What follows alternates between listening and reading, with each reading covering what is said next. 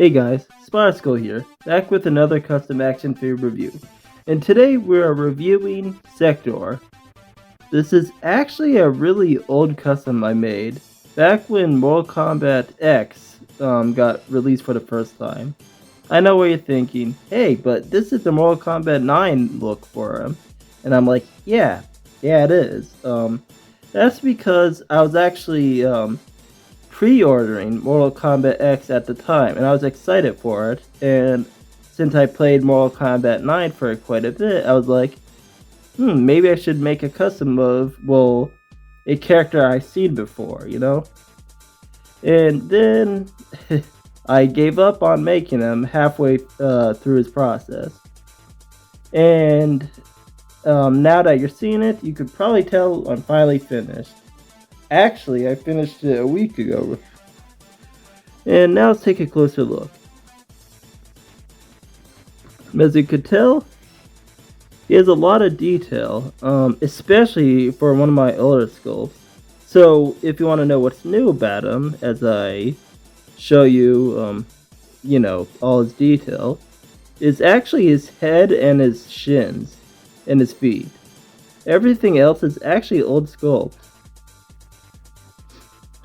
If you're wondering how I got his weird hair, his predator hair, this was actually wire that I wrapped around a pin tool, and then it kind of makes this spring-like texture. After that, you crunch it down, and then you cut it to shape, and then glue on the back of his head. I drilled 6 or 5 pilot holes on his back, and that's how I got it there. After painting it, then I recommend Mod Podge to kind of clump it up a bit. Of course, water it down a bit, but this is how I got the detail. The top of his head, his booty, his sides, and one of my newer parts of him is shins. Then his feet, ninja toes. Now for articulation. He could look up this high if you use both of his joints in his neck. Yes, it's double jointed. That's how it looks from the front. He could look this far down with both joints. And then he looks this far sideways, this far other way. His shoulders go up this high. A little disappointing, but at the time I didn't know how to kind of make this hinge out of the way. Yes, this is all actually made out of clay. It's not resin. I didn't really have resin at the time when I was making this. Goes all the way around. He hinges this far, perfect 90-degree angle. If you want to see the detail a little closer. Boom. Tell me if you like me zooming up like that. And then it goes all the way around. His hand is a gun hand, so it hinges up and down, spins all the way around. Then for his waist, it goes sideways this far, sideways that far, goes back this far, goes down this far forward, and of course it goes all the way around. It's a ball joint, so it's pretty good. Detail, if you want to see up close. Okay, he could kick up this far, kick out this far, swivels on the top, then his knee bends about this far. It's okay. Then his foot kick down this far.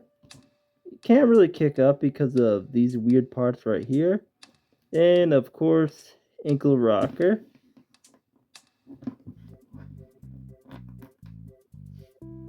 Now, a bit of detail viewing.